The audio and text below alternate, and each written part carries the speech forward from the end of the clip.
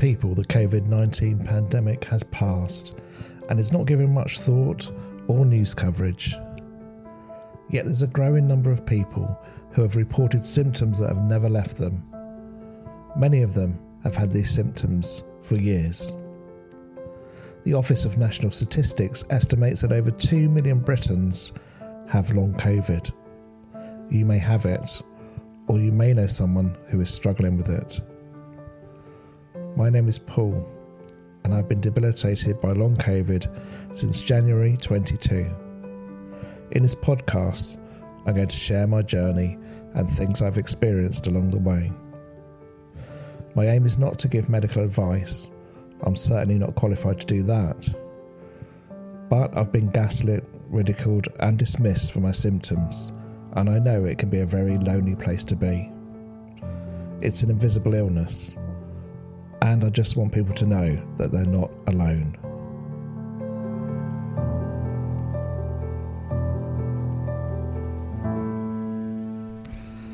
Welcome to Life with Long COVID. My name is Paul Clark. Welcome here. I'm glad you found me, whether it's the first time you've joined me or you're a regular listener. Never take it for granted. Just a reminder that you can go to www.lifewithlongcovid.co.uk and there you will be able to subscribe and generally look at all the posts and episodes that I have recorded. You can also get these episodes wherever you normally get it from, because otherwise you wouldn't be listening to it now. I'm joined this week again by my significant other, Rachel Clark, who helps me with the podcast. Hello, everyone. And what we're talking about today, I'm going to talk today about identity, Rachel, because I've been reflecting on this week that my life has changed, well, completely since I retired early from work, from being a vicar. And it's just been like a complete and utter 360. And that doesn't come without a cost. And I think if anyone listening is going through chronic illness, you'll know that it ends up dictating your life whether you like it or not. Yeah, and you mentioned last week, didn't you, that a lot of people with long COVID have been carers, like in the caring profession or a busy profession where they've worked really, really caring hard, long hours. And so if you've been in that kind of job, your identity is sort of in with that job, isn't it? Yeah, you become the person that needs to be cared for. And I think that's really difficult. As far as I could say, my professional identity, but fundamentally who I was as a person had to change. And I say that because I used to, as you know, be that kind of driven person who used to do stuff every day, spontaneously often, which really annoys sometimes. But I used to live on energy, and all of a sudden all that energy was taken away from me. And that means finally when I realised that it might not come back, I had to accept that actually I was becoming a different person. And that feels like there's grief involved in that. Yeah, there's definitely grief involved in that. That's a significant loss of the person you are, like you were, and who you expected to be as you grew older. And there's a sort of it's an expectancy, isn't there, that when you're elderly that you will not be able to do certain things for age in your 50s. You're like, well, I've got all these years of work and then I'll retire and then I'll have some fun and then maybe I'll make it to be an elderly person. I know, I had it all mapped out. Yeah. But I mean, even if it's not consciously, you sort of subconsciously have that thought in your head. And it's not just about what you're doing, it's who you are. So I just assumed that I would be like this until I couldn't anymore. And I didn't think that time would come in when I was 50 too. No. So it's been hard, and with that comes, I think, depression and mental health issues. It's definitely affected my mental health a lot. And there was a long period in the middle where I felt just lost. Like not only did I feel tired all the time, which I still do, but I felt completely lost with my life and the direction I should be going in, or even directionless. So I find it hard to articulate, but I know I have to articulate for a podcast. But I would say I was just lost at sea, and I didn't know what direction I was going in, what weather was coming in, what weather was going out. I knew that there was a few people in the boat with me, and I really appreciated that. But they had their own lives. They knew what they were doing, whereas all of a sudden I was plunged in the middle of this ocean without a rudder and not really knowing what I was going to do. I think that's really interesting when you mention not having a purpose. It's like, because that is the crux of identity, isn't it? What you should be doing. Like, if we've got an identity, a persona, we've got, whether it's true, authentic or not, it sort of gives us a framework with which to live, and you almost like lost your framework to live. All of them. Yeah. I had several frameworks in which I lived. Of course, by. Your work life, your my home private life, everything. I mean, I'm still a father, I'm still a husband, he says, looking at his wife, but I'm not the husband I was before. No.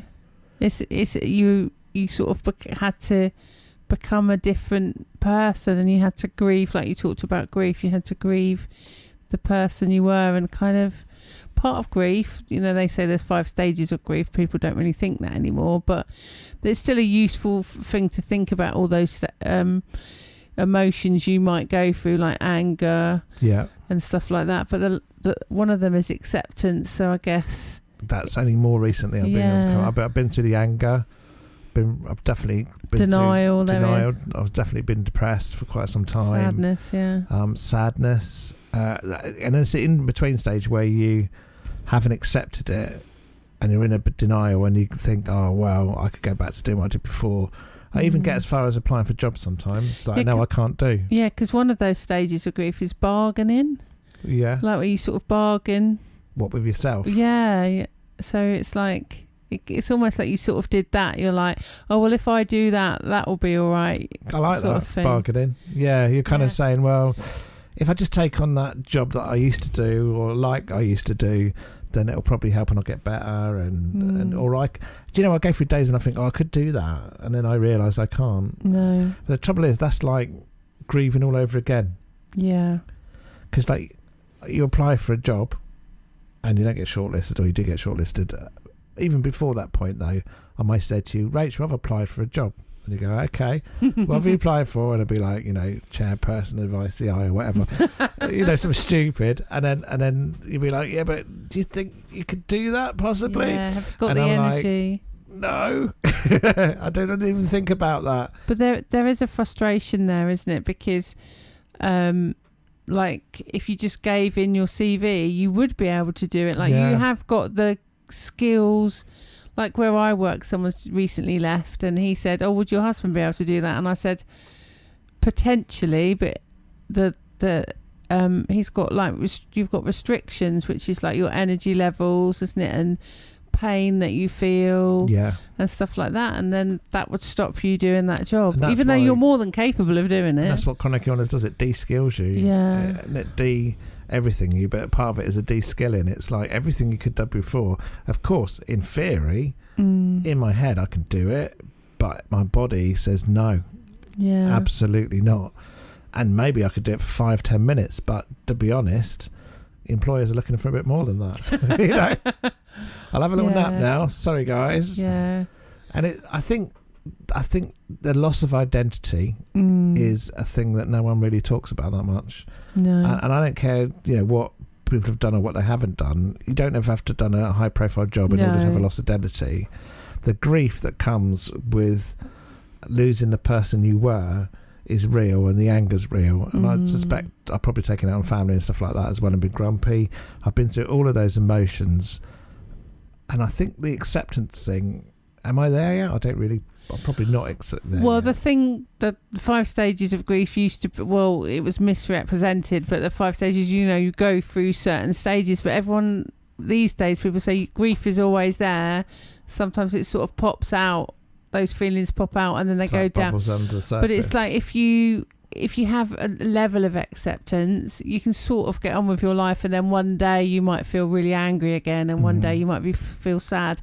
And it's kind of like saying, as a therapist, I would say to anyone, that's okay. All feelings are acceptable. You can feel those feelings. Yeah. Another stage that is on there is guilt. And I think that's been a big one for you. Yeah. Because you were the breadwinner. It just happened you were in our marriage. This stage of our marriage. Yeah. And, you were the person that would have the big ideas and have spontaneous ideas and say, oh, let's go here on holiday, or what about this? What about this for the kids? You'd be the ideas person and the energy in the house, actually. So, and a lot of that has gone. Yeah. So. And they're making things happen, and yeah, it has gone, and with that, comes guilt as well, because you're thinking, oh, I'm not doing that part for my family anymore. I mean, I'm not like into the whole hunter-gatherer thing. Whether I provide or you provide, I'm not. No, it doesn't matter. Ideally, we both provide. Well, we've swapped many times, actually. Other times we've swapped. So the guilt doesn't come from that. The guilt comes from not having the energy to engage sometimes, not having the foresight to do certain things, of being a different dad to what I was before, and the kids not really understanding why. I think they're kind of getting me now. I think that they're used to this new dad that doesn't have any energy anymore. But the good side of this illness is that I've had to seize a moment for things. So what chronic illness does, it slows you down, and it makes every minute of the day count, really. Yeah. You're going to have to sleep for a period of the day. So when you're awake and when you're feeling not too bad, and the kids come in from school and they start telling you what they've done at school, you don't glaze over, because you might not get another period like that again during the day when you're actually engaged. So it makes, for me, I think it's improved my relationship with my children. I think it has, yeah. I really do. I think family in particular, that one of the joys I've found is being able to spend more time with family, being more invested in what they're doing, because I've got the time now, but also my priorities are different because I'm a different person now. Yes, you're able to be more present, more in the moment, because that's a chronic illness sort of makes you, like, when you have got energy, when you have got time, when you have got, when you are in, you live. It's almost like every moment counts, doesn't it? It does, because every day is different. You don't know what you're going to be tomorrow, later on. You might be in bed all day tomorrow. I'd like to do something for the rest of this day, but I could be in bed, asleep. So you just don't know. So you have to appreciate every minute you get when you're in the room. So there's a bit of gratitude, isn't it, for what you do have? Yeah, it is. Yeah, it is. So that mental shift happens, like, not overnight, but it's been happening now for a while. And do I hark back for the old days? Yes. Do I miss all the people I used to work with? Absolutely. Do I miss vicaring? Really do. Sometimes it eats me up that I can't do it anymore. You were saying that the other day, weren't you? But I can't. But with that now, I'm starting to emerge and think, okay, I might not be able to run 3 churches, but that conversation I had with my daughter yesterday was priceless. And that's where it takes you. But you have to be able to see the beauty in that. Yeah, to be honest. And I think the biggest thing as well is to be able to be kind to yourself, not berate yourself. We've also all got self-talk. We all sort of have a voice in our head. When we hurt ourselves, we can say, oh, I've hurt myself, or we can say, oh, you're so stupid, to ourselves, can't we? Yeah. And I think a lot of people with chronic illness are berate themselves, I can't do this. I feel like you're talking to me now, Rachel. I can't do this. Oh, why can't this happen? Oh, I'd like to do this, but I can't. I just feel so tired today. I'm such a rubbish person. It's so frustrating. Like, I can see about a million things I'd love to do.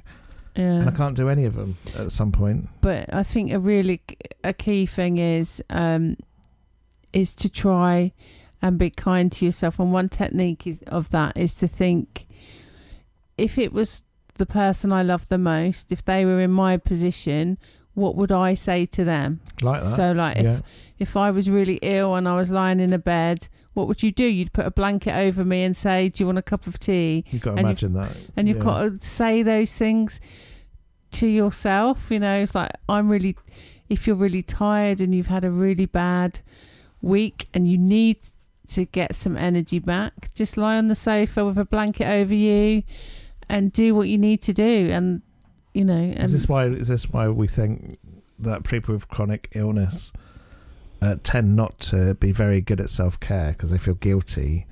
Like I know for a fact at times I felt like a burden, like because I can't just go out, you have to help me, and I can't just do that because I have to have someone with me to do that. And at some point you start feeling like a massive burden on, with the people you love, and that I think leads to guilt as well, doesn't it? Yeah, but you're not a burden. No, I know. Like no one is. But you feel really, it. yeah, no, and it's okay to sort of, if you do feel like that, it's like it's good to say to yourself, oh, I feel like I'm a burden, but I know I'm not. Like sort of talk to yourself kindly, with compassion. It's not your fault. You didn't choose to have long COVID. No one has. No, and you certainly, but I think it's useful, that kind of way of thinking is what would I do if, like, you were in that situation? Yeah, or your best friend. Would I think, Rachel's a burden? Absolutely not. No. You just get on and help them, wouldn't you? Because you love them. So I think that's a good way of thinking about it. But that kind of guilty, I'm a burden thing is real, and I think it really does it's affected me, and I think it really affects other people too. Yeah. And the other thing that I thought the other day is that I've been on this journey now for 3.5 years, probably a bit more than that, since I got COVID, and it's been a journey. I know we talked about the 5 stages of grief, which is not thought of as being accurate anymore, but I've definitely been through stages during that time. Yeah. And when you've got long COVID, you go online for answers, like you're going to some of these groups and forums and stuff like that, and they're brilliant. Yeah. It's really good to talk to other people that recognise what you're going through, know what you're going through. Yeah, they get it. Because they're going through it themselves. The downside of that is you've got to realise that they're all at different stages of that journey. Yes. And it's not a linear journey. So, you don't feel anger, then grief, and then you don't go through them in order. No, I think that's what I was saying about it's not accepted as stages, as an order. It's just they come and go, those feelings. You and they may always well encounter online someone really cross that they've got long COVID or that long COVID exists, and they come across as awful. But you've got to, I think you have to engage with those things. If you're going to engage, then you engage knowing that these people are in the same boat as you, and you've probably been there, so you have to have an enormous dollop of grace when dealing with that kind of thing, and not get too sucked into negativity, because some people are understandably very negative about the situation because it is a negative situation. And it's very easy sometimes to dwell on that. So I think it reminded me, being part of those groups, that actually sometimes they're not helpful. That sometimes you need to practice self-care and step away from those groups. Yeah, but sometimes they're really useful because, that person might not have anyone else to be angry with, and they're talking to other people that understand. So that it's you need it at certain points, but not all the points. At some point, like sometimes you need a week not without thinking about long COVID, even though you've got to go through it and be tired. Absolutely, it's good just to take a step back, I think. But it just reminded me of that journey, really, that I am on a journey, and actually, even this new emerging pool is probably not the pool that I'll end up being. No, and what I will say, one more thing about grief is that a very popular way of thinking about grief is called the dual process, and that is one part. If you're thinking about grieving a person that's passed away, perhaps, then part of you is very sad and going through all those emotions like sadness, anger, etc., denial, etc. But there's another part of you that is just living your life and getting on with it. Yeah. And you go, and those things happen simultaneously. That's why it's called dual process. And you go from one to the other. Yeah. So you could be crying about someone and then have a fond memory and then laugh about funny it. That reminded you of them. Yeah. So you could be in a wheelchair thinking, I can't believe I'm in this wheelchair, I just hate it so much, and being angry about it, and then something can happen that amuse you about it, and or you could just be thinking, oh, it's really helpful so I can go and do my shopping. So but those things can happen simultaneously, and I think that's really helpful not to be stuck in one of those processes, either ones, because if you're stuck in the getting on with your life, you're not acknowledging the stuff you've gone through. But if you're stuck in that anger, denial, etc., guilt, that's not helpful either, because you're not getting on with your life. Maybe that's what other people can help with, to get you out of that particular train that actually ends up being not very helpful at all. Yeah, but both are important. I guess that's what I'm trying to say, that both are really, really important. But just not to go down a particular rabbit hole. Yeah, not be stuck in either one of those. Yeah. No, that is helpful from that point of view, Rachel. So you bring your expertise to this as well. And like I hope if you're listening to this today and you're feeling any of those stages of anger and grief and loneliness, which is another massive part of it, which has been a constant thread for me, know that other people get you out there. There's other people going through this, and we are stronger together. And if you feel like you need to, reach out. Reach out on Lifelong COVID or any other of those forums, because there's people there that'll understand and people there that get you. So I think that's a good place to finish today. I'll see you again next Friday. But until then, I do hope that you go through the week feeling like you're not alone.